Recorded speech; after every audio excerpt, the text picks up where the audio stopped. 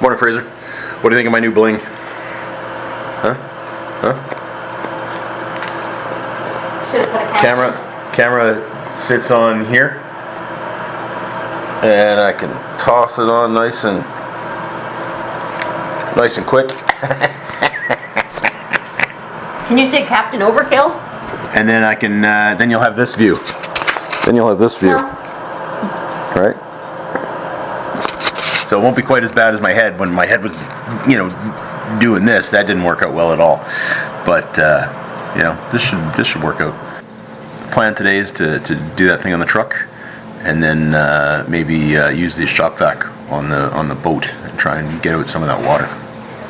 Let's try. Going to be installing or trying to install this backup camera, just more for not for backing up per se on a regular basis, but for backing up into the trailer and that kind of thing. Right? It's just a little bit easier. Allie hates helping me with that. If there's one thing she hates, it's me backing up to the trailer or to anything, just trying to do that gauge thing, and all that sort of stuff. She just can't stand helping me with that. So I've used the tennis ball type thing before, but we're gonna do this, and I am gonna try this out. This necklace thing, and again, it was Tennessee River catfish from the shoals was the gentleman, I believe his name is Jonathan, that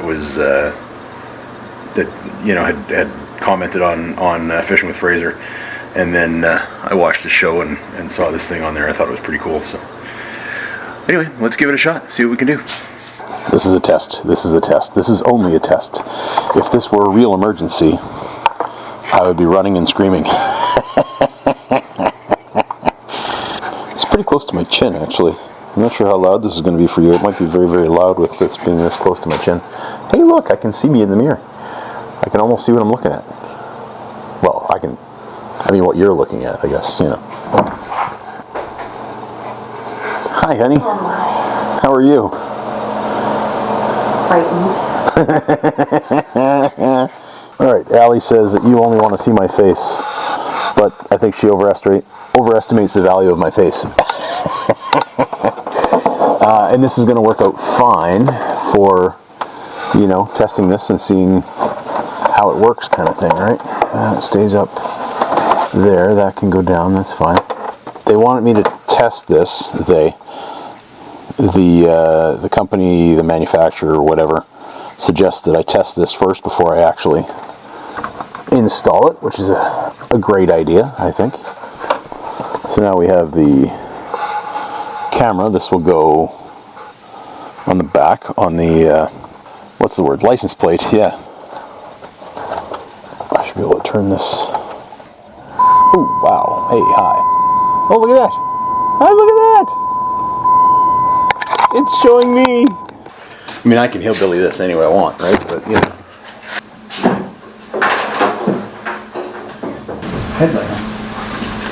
Headlamp.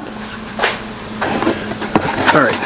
So looking down here, see if I can see, or to see what I can see.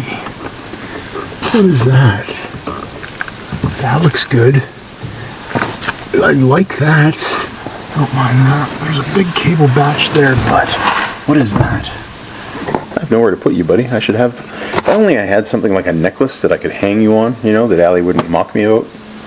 It strikes me as well long enough.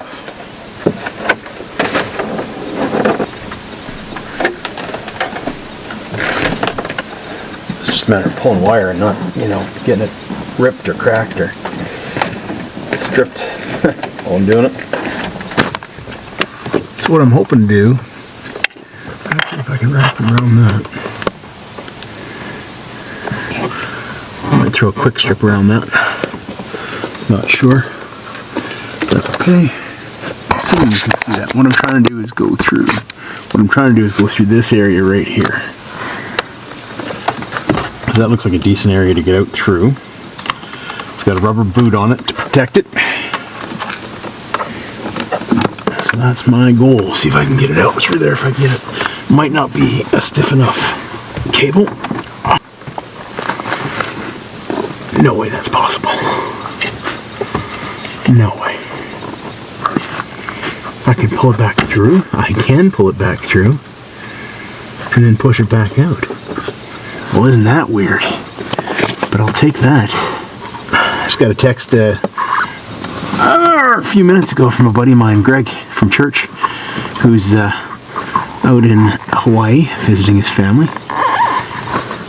So that was kind of cool. Hadn't heard from him, haven't seen him in a couple weeks easy, right? So I don't want to wreck that by any means, but what I'm thinking is if I heated that, the heat gun, but it just seems like a lot. Maybe if I had like a screwdriver, just a common screwdriver, as long as I'm not ripping any wires, right? Okay, I'll be right back. So this is just the start too. If I can, get this working, that's great, but then that's just into the engine well, and I gotta somehow figure out how to get this down the line of the truck without, crimping the line anywhere. It's not a lot of room to work, eh? I wonder why I never did become a mechanic. Considered it when I was younger. That's what I wanted to do. I go again at 1:30, so. To Freshco? Why? No. Huh? Take chest. Oh. That makes more sense. Where's Chas going? Midwife. Midwives. I think Yes. No insulin. Whatever. So here's what I'm thinking. Right? I put this in this way. And I just open it up, right? Uh-oh. I'm squishing on the cable that is there, which I don't know what it is, so I don't really want to do that.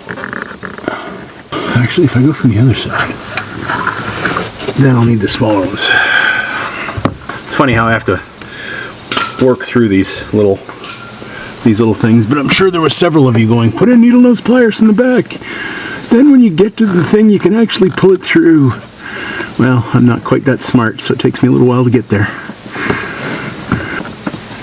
Not easy to open that up and keep it open now. Alright, let's try these ones instead. These might work better. Just got a text from my cousin Nelson, who's commented a few times there to you, Fraser, on the channel. He always says hi to you. And he was saying there's a family, I think he said out of the States, I can't remember now, but he says it's called Cotton Pickin' Kids, country, gospel, bluegrass kind of thing. So I'm going to check that out and hear what they sound like. It's good, it's just too long, I can't get the angle. Can't get the angle. Let's go from this side. Nope. No, I like it. I just can't get the angle. Those are easier to get through. Loosened it up quite a bit, but there's no way to get it down there. Gotta be a way. If I can't get it down there, then I think what I gotta do is just this. Just a little bit.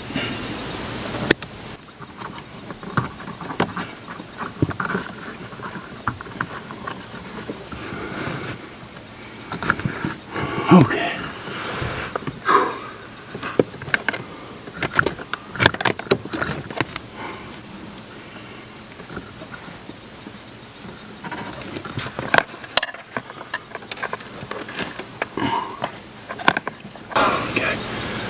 I'm gonna see from underneath, see if I can see it and grab it. You keep an eye on this end for me.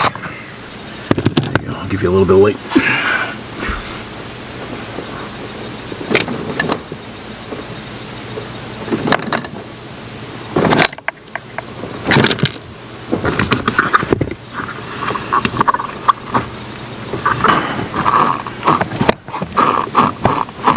There we go, down through the firewall. Let's see what we can do for under the truck now. Oh, so that's where she's coming from. Now the question is, do I stay that side? Or do I go that side? That side looks like there's lines running down, so that looks like that might be the way to go rather than on this side of the chassis.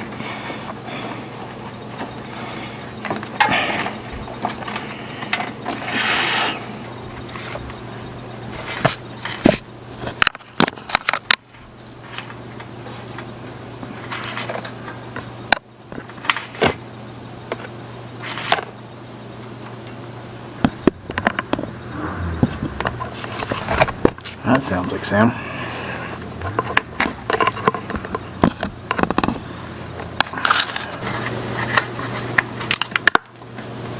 That sounded fun. Sounded like it was a rock that hit right in my glasses. I closed my eyes, so you know. But I'm assuming that's what that was. Where are you?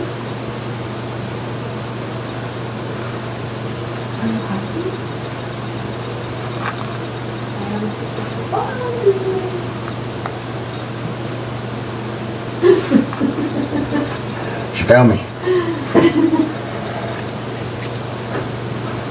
Guy can't hide anywhere around these places. Are you happy with you? What's that? Did you like my happy with you? Looking to find you. Super creepy. It I gave me did- the willies just to say it. When I did my Pepe Le Pew impression, you weren't very impressed at all. No. That's because I didn't use the accent, I just said the words. There's a chili cheese dog up there if you want it after. Okay. What time is it? It's salted. Okay. Fraser and I are stringing some wire. Okay. I'm just going by his guidance. Alright. Screwed up, I know who's playing. That's kind of the plan. Yeah. It's the same thing I say about Guy all the time. Fair.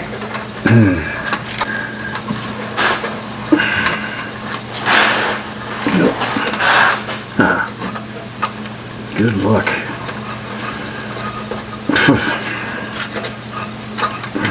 Cramp in my arm. Dirt in my mouth. Stuck finger. Almost lost. Okay. Almost lost the quick strip.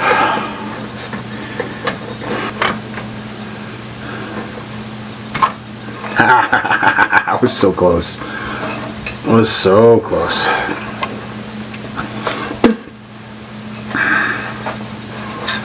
Oh, there we don't.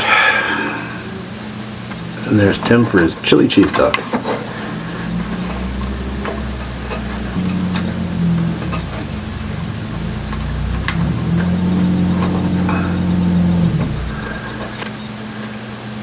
Come on now. I'm so close to losing this again. Yeah, I lost it. All right.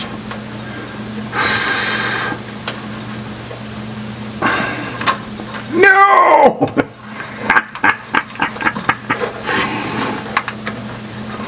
There we go, there we go, there we go. Okay, I got it. Let's try and make sure it fits this time.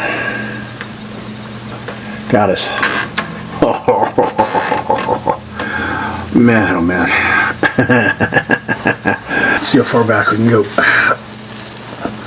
Let's hope that goes back all the way. I never bothered to measure it, but it should have been plenty. Hoists are a wonderful thing. Or so I'm told. Not that I would know. Yep, let's do it if we can. I'm not going to put quite as much effort into this one. Oh, hey, look at that. Maybe not.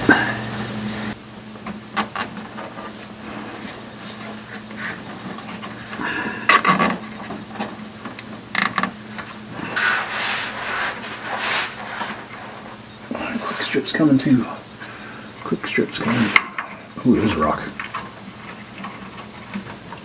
That won't fall on my face. Where can I go? That goes into there.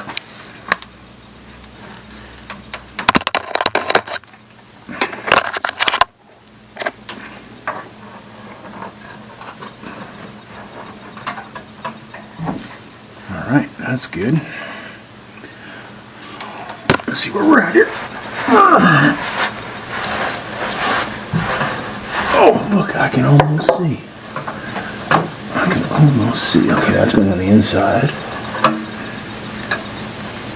And I'll go up and over. And to the back, I think. My sweater's choking me, but that's okay.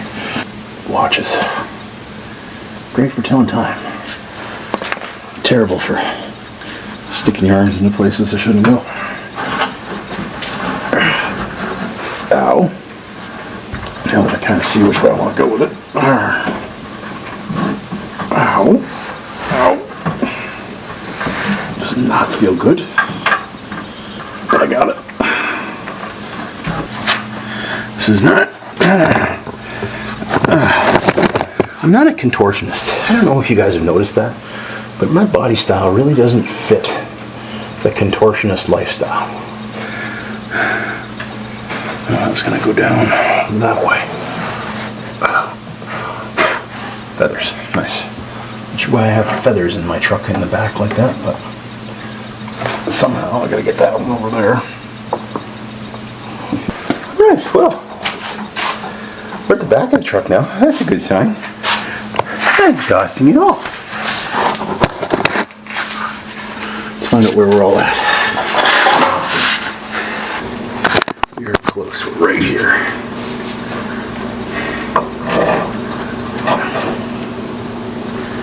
Put.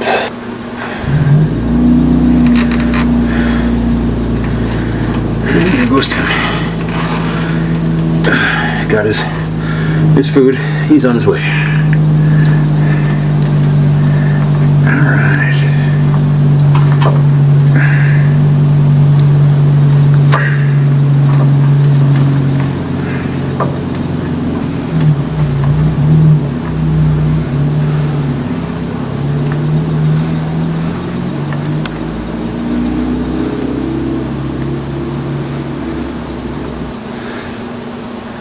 I kind of want to put some tape on that too.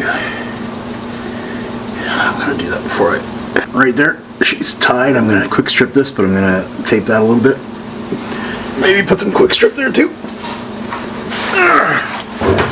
I wasn't convinced I could A, get it in, and then B, get my arm back out, so...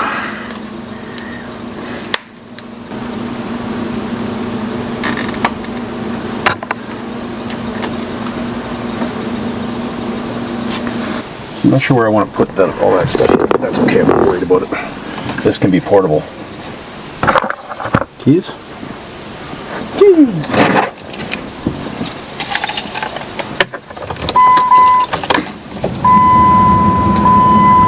So, right now, it is not on. Not on. Turn that down for a minute. I've got to press this button to turn it on. And look at that. Look at that. That's pretty cool. Sorry, look at that. I like it. You can see very clearly. You can see where the ball is. That will make it immensely easier backing up. I mean, I don't have a problem anyway. I can usually get it within about 2-3 inches first. Sometimes a foot. And then I just back up little bits at a time because, again, Allie really hates helping me. So, you know, with that. With most things, I really think she's got a problem with that kind of stuff. Anything to do with helping me. It can't be me. Alright, project's done. I'm happy with that. Hey, Fraser. So we got a job done today. We got a project done today that was good. I don't know why in my mind I thought it was going to be a little bit quicker than that, but, you know, it was an hour and a half, 2 hours kind of thing. But I knew it was going to be a bit of a challenge getting through the firewall. And actually getting through the firewall was remarkably easier than what I anticipated. I was worried about having to drill holes and all sorts of stuff, so I was really happy with the way that worked. And then of course getting underneath and shimmying along and, you know, trying to get the quick strip ties around it and all that sort of stuff. But yeah, no, it worked out well, and I really like the way it shows up. It's I think it's going to work well. I can't wait. I've still got it in the garage. I got to get it out of the garage, and I was waiting for Jack to go out so that I can, you know, just drive out. But I don't know that Jack's going out today, so I'll have to move his car and then get out. But it's all good. Yeah, so I didn't get to the boat today, but that's, who cares? We'll do that tomorrow or whatever. Was a little bit worried. Oh, it was yesterday. Let's see when that was. Yeah, yesterday, around 12:30 in the afternoon. Yesterday, I got a text from Earl saying that the flesh-eating disease was back. That Debbie was back in ICU, and that she was probably going to have to go in for surgery. Which was, it's a little frustrating, a little concerning, and all that sort of stuff, right? So, put her on the prayer chain again, and again, we had prayer last night, and we were praying for her, last night, and it was just, it's just one of those things, right? You just pray. That's all you do is pray. You ask, you pray, and I got a text this morning. Well, I guess it was this afternoon. It was almost 1 o'clock this afternoon. I got a text with pictures, and it's pictures of Debbie getting out of bed, like being helped out, but still getting out of bed, getting into a chair and sitting in a chair and eating lunch, I guess. And that was after the surgery. She already had the surgery yesterday, I guess, which I didn't know.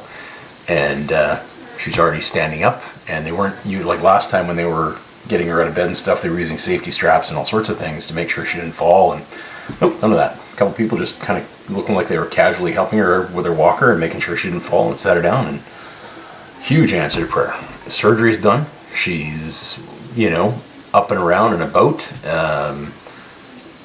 No breathing tubes. Fantastic. Huge answer to prayer that she's doing well.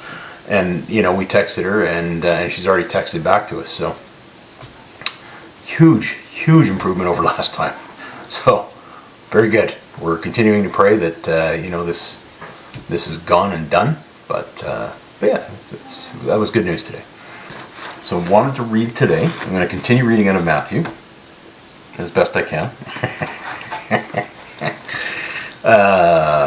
Matthew chapter 8, verses 18 to 22.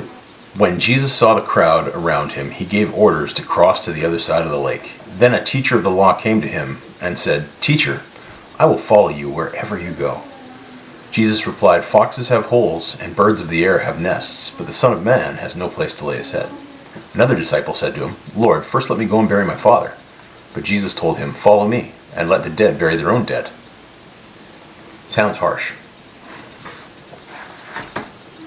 Sounds very harsh. Jesus was not a pushover to start with. And Jesus didn't coddle people. I think there was a misconstrued picture of Jesus. That he was always a pushover, that he was always, gentle and kind. And it's not that he wasn't kind, but he spoke to the heart. He always spoke to the heart. And that's what amazes me more this time, going through and reading now, since my argument with God back in last March. Just been reading with a bit of a different focus and a bit of a different revelation, I guess, of Christ. And he always spoke to the heart. So when it says a teacher of the law, then a teacher of the law came to him. Now the teachers of the law and the Pharisees, their thing was always like prestige. It was position. It was, I am this. This is my profession. This is what I do. And they were always dressed, in certain ways, and they demanded the respect of the people and all that sort of stuff, right?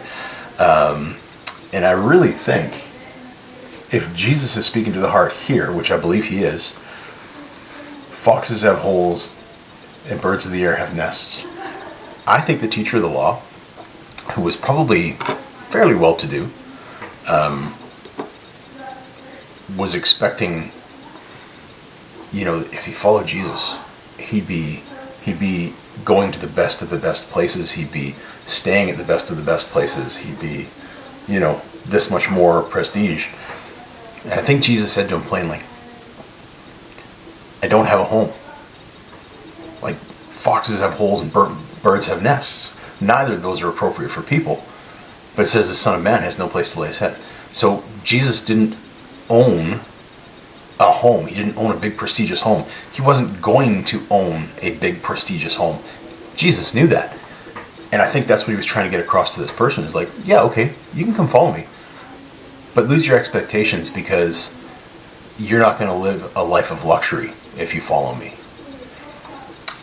And then the other individual, the other disciple said, I'll follow you, Lord. Just let me go and bury my father first. Well, his father likely wasn't even dead. That's the reality. His father was likely still alive, and it would have been like a cultural thing where he would go and stay at home until his father died, and then of course he would bury his father and then go on from there. But Jesus is saying, basically, again, speaking to this guy's heart, follow me now. Like, follow me now. Let the dead bury their own dead. Let your father continue to live his own life and do what he's going to do, and he'll live his life, and when he dies, he dies. But you, if you want to follow me, you come follow me now. As is. Come on. Stop wasting time. Stop making excuses. Come and follow me now. Jesus was very direct in a lot of ways like that. Again, he was a revolutionary. He wasn't accepted as a standard back then. He was very revolutionary in his teachings and just everything. It flew in the face of the teachers of the law. It flew in the face of the Pharisees.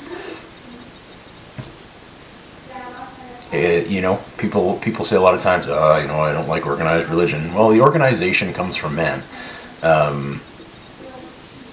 And the Jewish culture that is, Old Testament based kind of thing, had this vision, this image of what Jesus was, or was going to be,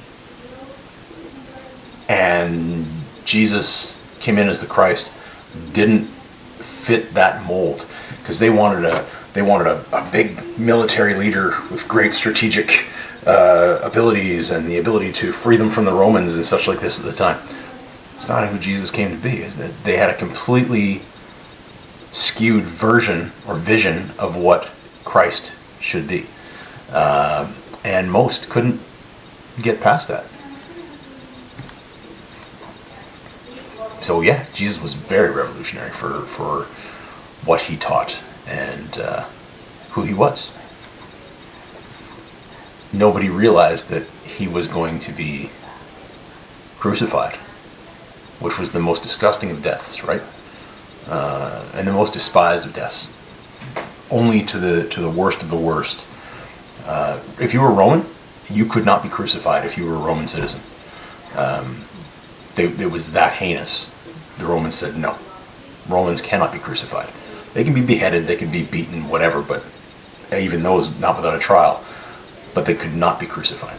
But the fact that Christ came and died on a cross, and that was his victory. The Jewish culture couldn't understand that. They didn't see that in the Christ, in the scriptures. They just couldn't see it. So yes, who Jesus is and who Jesus was to them at the time was very revolutionary and not standard. I love you. God loves you very much. I miss you. I look forward to seeing you soon. Weather's getting better, and I look forward to getting out fishing soon too. And I will post more tomorrow. Love you, bud.